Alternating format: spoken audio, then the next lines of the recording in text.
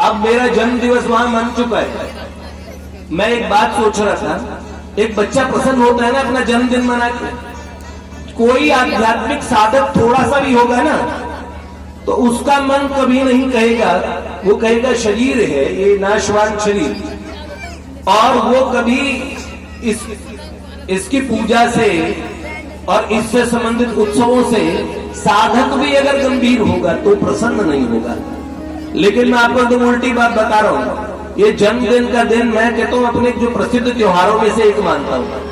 आज के दिन सुबह से लेके मुझे महापुरुषों का आशीर्वाद मिलना प्रारंभ होता है। हमारे बालक कितना प्रेम करते हैं, हमने इसका न्योता बाहर नहीं दिया, पर मंदिर के साधकों को बैठने के लिए जगह नहीं मिलती, फिर इधर देखो उधर भी छोटी जगह पड़ गई, तो हमने कहा हम यहाँ एकत्र हो जाएंगे। बहुत बड़ी बात है, मुझे इतना अच्छा लगा ऐसे सुअवसर पे इन महापुरुषों का आना। तो आज हमारा ये जो जन्मदिन वहां मना के और इधर हमारे साथ मनाने नहीं, वास्तव में मनवाने आए हैं।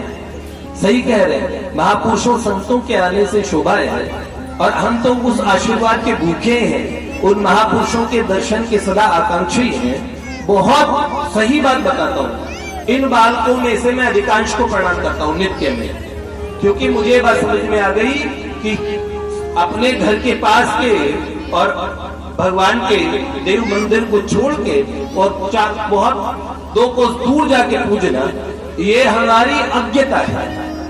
बिल्कुल बाजू में ही जो भगवान है वही बद्री है, केदार है, वो सर्वस्वरूप भगवान है।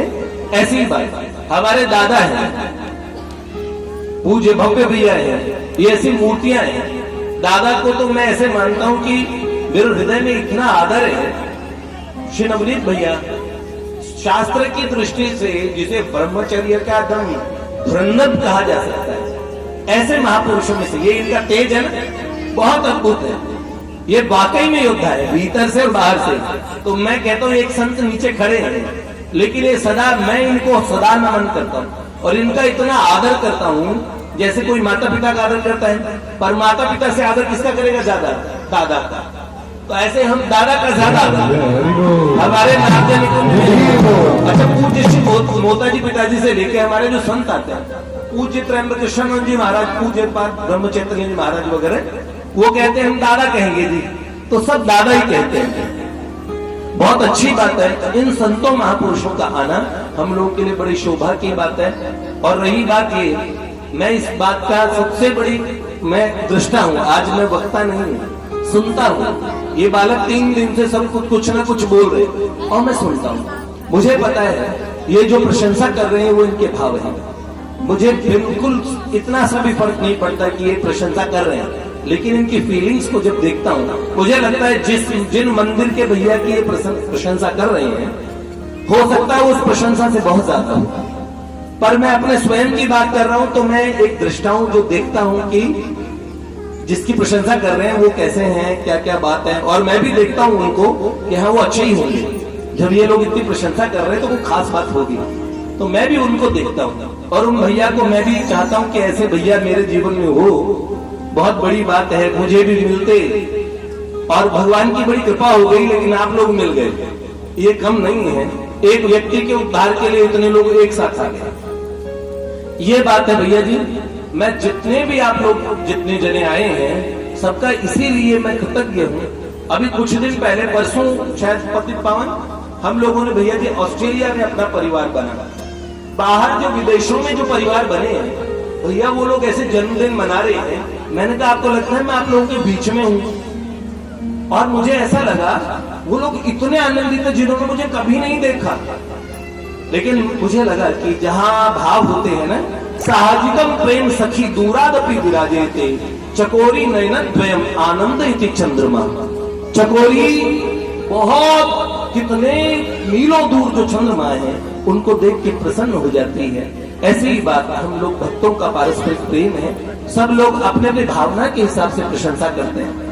और मुझे ये बात खैर उतनी विशेषता नजर नहीं आती, लेकिन आप जो विशेषता से कहते हैं ना, वो विशेषता आपकी अपनी है। श्री नवनीत भैया ने जो कहा वो स्वयं संत हैं, तो फिर संतों के उपासक हैं, संतों की वार्ता कहते हैं और संतों को ही बांटते हैं और संतों से ही मिलाते हैं। पूज्य पिताजी गंगा पुत्र हैं, और ये जो शिवनीत भैया है ये विनय के अद्भुत क्या कहें समुद्र हैं। आप देखिए अभी ये और जो वक्तव्य देंगे ये इतने अच्छे वक्ता है, मैं आपको पहले बोल दूं, आप सुनेंगे अरे ऐसे वक्ता छुपके भी रहते हैं, वरना वक्ता तो बताए बिना नहीं रहते कि हम वक्ता है ना भैया जी। ये देख लो, इनको आप देखिएगा और आप देखेंगे तो आप आनंदित हो जाएंगे। लाडली लाल की जय।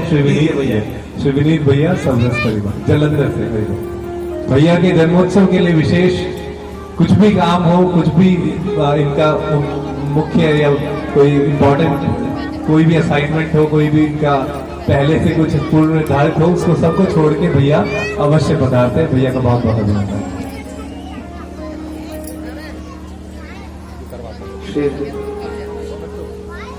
श्री गुरु चरण सरोज रज निज मन मुकुर सुधारि वरण रघुवर विमल जस योदायक फल सार।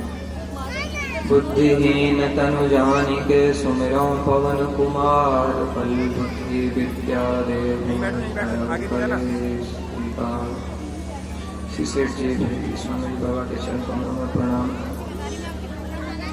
पूज्य पिताजी के चरण कमलों में प्रणाम। पूज्य भैया के पूज्य दादा के चरण कमलों में प्रणाम। आप सबको प्रणाम। श्री राम माय सब जग जाने करो प्रणाम। जोगी जो हरि शरण।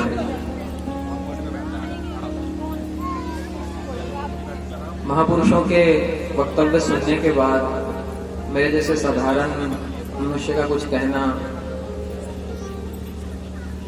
पकी पकाई खीर में रेत डालने जैसी बात है, परंतु जैसा महापुरुषों की आज्ञा हुई है, पूज्य दादा की आज्ञा है। देखिए पालकी में बैठकर जाते हुए राजा रघुगन को जड़भरत जी ने कहा, महापुरुषों के चरणों की धूल में स्नान किए बिना उस तत्व की प्राप्ति नहीं होती। ये एक पंक्ति हमारे लिए पर्याप्त है। पूज्य भैया ने हमें कहा जो प्राप्त है वो पर्याप्त है। भैया की पंक्ति को मैं लांघना नहीं चाहता, परंतु मेरा ऐसा विश्वास है कि जो प्राप्त है वो पर्याप्त से बहुत अधिक है। हमें इतने की जरूरत नहीं है। लेकिन सागर ये नहीं देखता है कि सामने चींटी है कि हाथी है। कोई भैया को विद्वान कहते हैं, कोई पूज्य भैया को बड़ा वक्ता कहते हैं, कोई कुछ कहते हैं, लेकिन गोस्वामी जी महाराज कहते हैं सागर सीप की जाही उलीचे। क्या समुद्र को चमचे से खाली किया जाता है? समुद्र के पास चले जाओ और चमचा निकालते रहो तो क्या सागर खाली होते हैं? हम कुछ भी कहते रहेंगे ना, वो सागर को खाली करने के समान है। चमचे से वो होगा नहीं।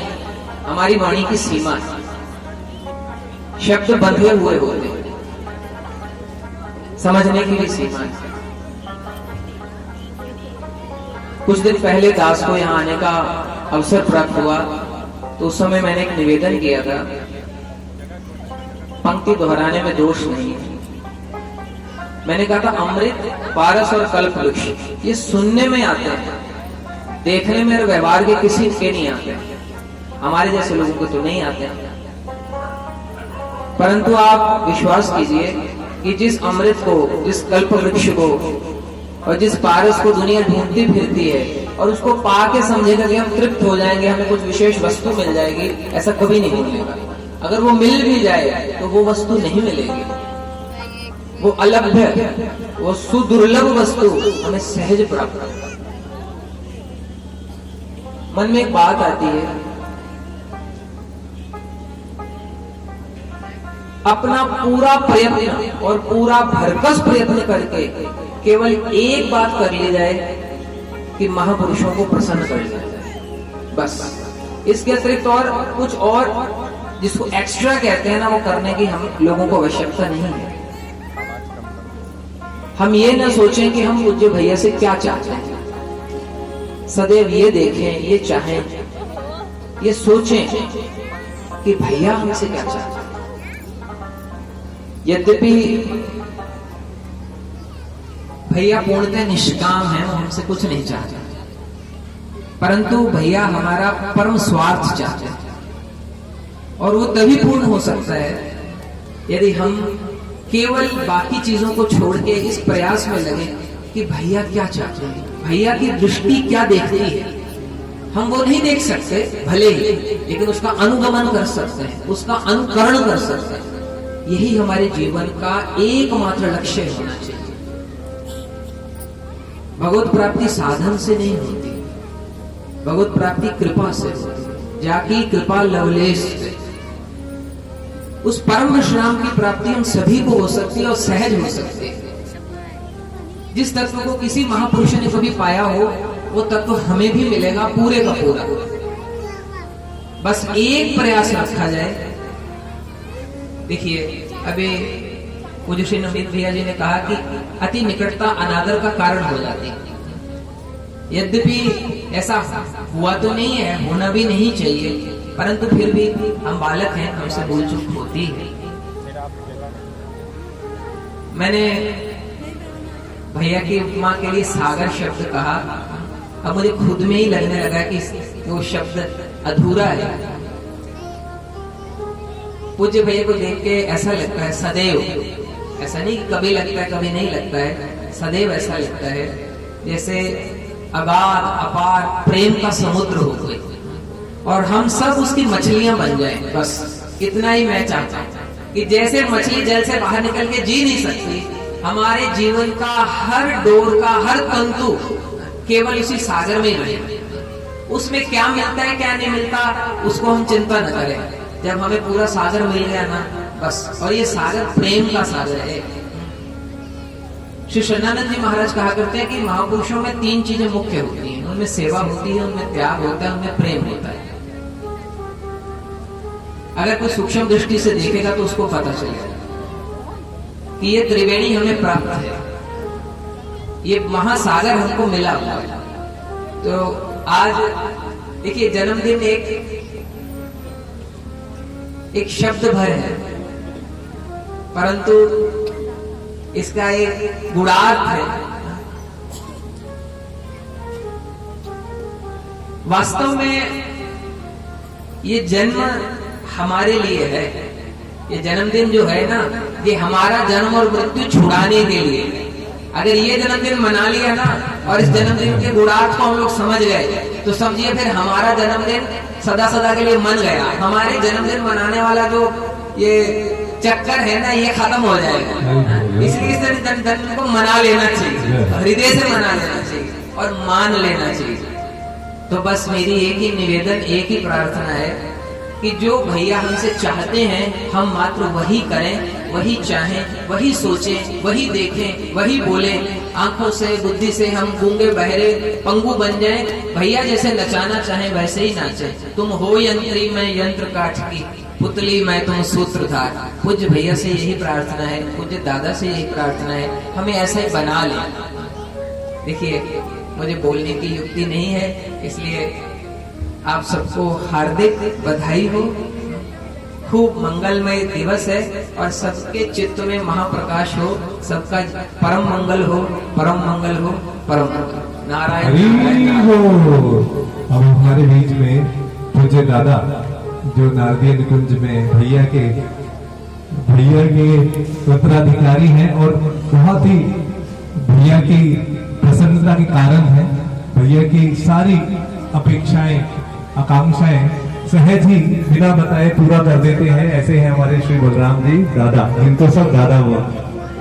तो भैया माल्य अर्पण से पूज्य दादा का भी एक बार धन्यवाद। दादा को माला पहनाते हैं। एक बात बताएं, आप लोग शांत क्यों बैठे हैं? एक बात कहने वाला था भैया जी, इतनी देर हो रही है, ये परिवार क्यों बैठे शांत से बताएं। हम बी ब्लॉक पार्क में हमारा प्रोग्राम होता है, यहाँ का सबसे बड़ा पार्क है। आज आवाज बढ़ा दीजिए।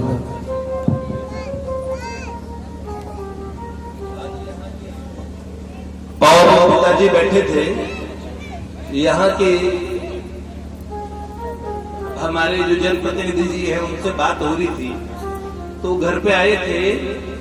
हमने कहा यहाँ का पार्क उन्होंने कब कर रहे हैं प्रोग्राम, तो फिर उन्होंने कहा बी ब्लॉक पार्क की बात चली, फिर उनका ये तो छोटा पड़ जाएगा, आप खुद ही पिताजी बैठे थे, उन्होंने क्या बोला पिताजी, खेतान के अंदर और कर लेते हैं और माननीय योगी जी को और निमंत्रण देने का प्रोग्राम बनाते हैं। हमने भी ये तय किया कि वो एक संत भी हो गए और वो भी अभी हम भविष्य का प्रकल्प संतों के सामने कहने का अभिप्राय क्या है, इसे कई लोग लाइव सुन रहे हैं जो देश विदेश में अपने लोगों से जुड़े हैं।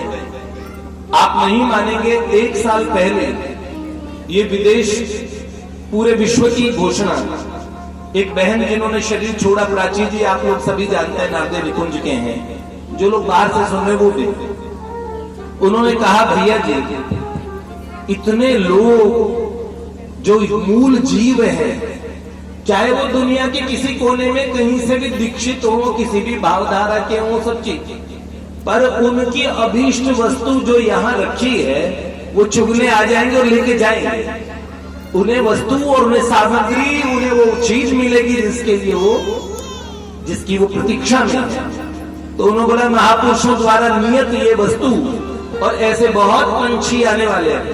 मैंने कहा कहां से आएंगे, तो मैंने कहा दिल्ली हरिद्वार किधर से आने वाले हैं, तो उनके शब्द है, तो उन्होंने कहा अरे भैया दिल्ली हरिद्वार की बात नहीं, 7 समुद्र पार से लोग आएंगे ढूंढने, एक जगह का ढूंढना प्रज्वलित है।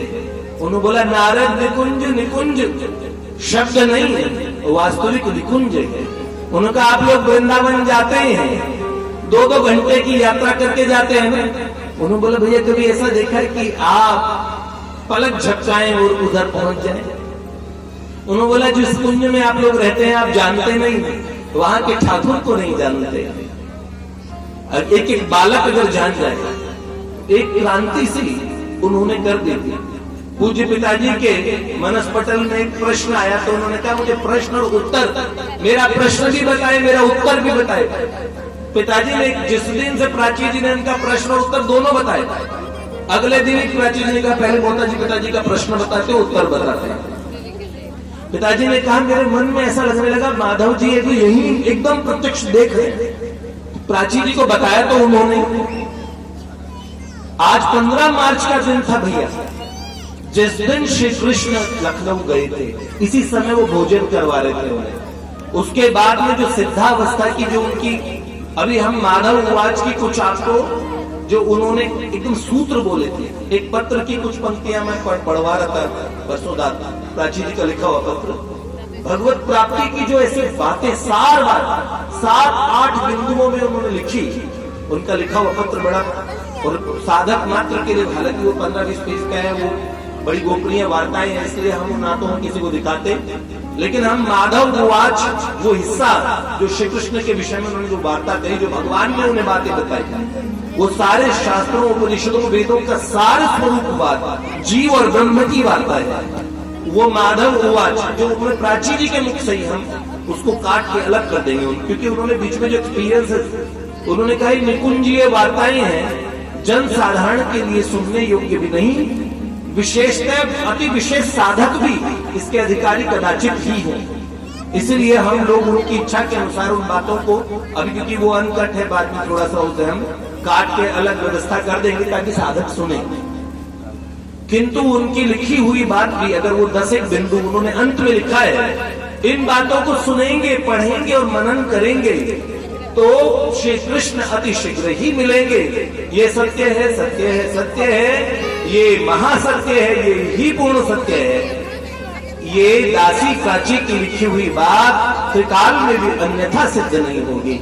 बड़ा सुंदर उनका अंत समय का ये पत्र है। हम लोग उसके कुछ बिंदु हैं, वो हम कहेंगे अंगद जी ने उनको सुंदर प्राची जी के पत्र के उससे निकाल के फिर टाइप कर लिया है, तो वो हम बाद में हम प्रेषित भी करेंगे, उनका प्रचार भी करेंगे। ये बात है, आज का दिन ही था, 2 वर्ष हो गए इस बात को। पिछले अप्रैल में प्राची जी का निधन हुआ, देहांत शरीर का हुआ। प्राची जी का तो दिव्य देह को पा गई थी। तो बहुत सुंदर बात है, हम ये उन्होंने घोषणा कर दी थी विश्व के, और तभी बताएं उन्होंने घोषणा की भारत में कई जगह स्थान होंगे। पिताजी आप गए थे, हम भृगु संहिता के एक बहुत प्रसिद्ध विद्वान के पास गए, जिनके पास पूज्य मनुपीठ सरकार ने कहा था कि पूज्य पिताजी से कि आप जाइए। वो विद्वान ऐसे थे, आपके पूर्व जन्मों में क्या क्या चीजें रही, उन्होंने हमें जाते ही कुछ उन्होंने एक स्लेट पे नंबर लिखा, पता नहीं कितने लाख कितने हजार नंबर था उसमें लिखा उन्होंने, और ऐसे उल्टा करके रख दिया। फिर उन्हें हमें नथु जी जिनके पास स्मृति ईरानी गई थी, और उन्होंने कहा कि आप इलेक्शन हार जाएंगे पर मंत्री बनेंगे, पर ये बता दिया आपके डिग्री का विवाद होगा। सारी घटनाएं वैसे भी उन्होंने उन्हें 10 लाख रुपए दिए। और ऐसे ही प्रतिभा पाटिल जी जब भारत की राष्ट्रपति नहीं थी, कांग्रेस में उन्हें कोई नहीं पूछता था, उस समय नथु जी ने उनको कहा था कि आप एक दिन राष्ट्रपति बनेंगे। उन्होंने कहा हम तो एमपी भी नहीं है संसद में। उन्होंने बोला नहीं आप बनेंगे, और अचानक ही उनको राष्ट्रपति बनाने की घोषणा हुई कांग्रेस गवर्नमेंट की तरफ से। उन्होंने भी उनको लाखों रुपए दिए, वो बड़े प्रसिद्ध थे भृगु संहिता के लिए। तो पिताजी हम गए, मेरे साथ वृंदावन प्रभु अगर हम 5 लोग थे, तो उन्होंने कई ऐसे बिंदु ऐसे लिख रखे थे, और उनमें से कोई भी नंबर आप छू दीजिए। अचानक ही मैंने भगवान का नाम लेके मैंने कोई सा नंबर छूना, तो मैंने ये छू दिया, और छूते ही उन्होंने कहा देखिए स्लेट पे दिखाया 1 लाख कितने हजार कितने 100 नंबर। उन्होंने कहा आपने वही नंबर छुआ है जो मैंने लिख रखा था, इसका मतलब भृगु जी आपसे बात करना चाहते हैं। उन्होंने वो कुंडली, वो जो प्राचीन भोजपत्र पे लिखा था वो निकाली, वो हमें दिखाई। उसमें संस्कृत में लिखा था बृहस्पतिवार का दिन होगा, भृगु जी महाराज कहते हैं कि आप 5 लोग आएंगे, अष्टमी नवमी मिल रही होगी, शाम का समय होने वाला होगा, उस समय आप भृगु जी से ये प्रश्न पूछने आएंगे। युगों पहले भृगु जी ने लिख दिया था कि कोई नरेश भैया आएंगे, मेरे साथ श्री मोहता जी आएंगे, पिताजी का भी बताया। फिर उन्होंने बताया, वो संतों का सबका बताए थे, पूज्य स्वामी रामचंद्र जी महाराज का भी उन्होंने बताया था। तो उन्होंने देखते ही एक बात कही, ये सबके बीच में कहने की बात नहीं है, और पिताजी को पता है कि आपकी आत्मा का स्वरूप क्या है। देखते उनका भृगु जी आपको ये मानते हैं, संस्कृत में लिखा हुआ था कि आपकी आत्मा का संबंध किन से है, कौन से महापुरुष से है, और उन्होंने छूटते ही ये बोला। तब पिताजी बीच में बोल पड़े, अरे आप महाराज जी आपको एक आश्चर्य की बात बताएं, इन भैया का जो कुंज है उसका नाम है नारदीय निकुंज। फिर उसके बाद उन्होंने ये बात कही थी जो प्राचीन थी, उन्होंने कहा अमुक अमुक समय पे पिताजी सब बताए, तारीख बताई, ऐसे आपको भगवान के क्या क्या अनुभव होंगे, वो सब बातें बता के उन्होंने कहा गंगा के तट के एक महात्मा आपसे अतिशय प्रेम करेंगे, और आप लोगों के कई जगह स्थान होंगे। हमने कहा हम तो स्थान में इंटरेस्टेड ही नहीं। पिछले साल प्राची जी ने कहा, उन्होंने कहा भैया देखिएगा समय क्या कहता है, यही 1 साल है भैया, विश्व के 55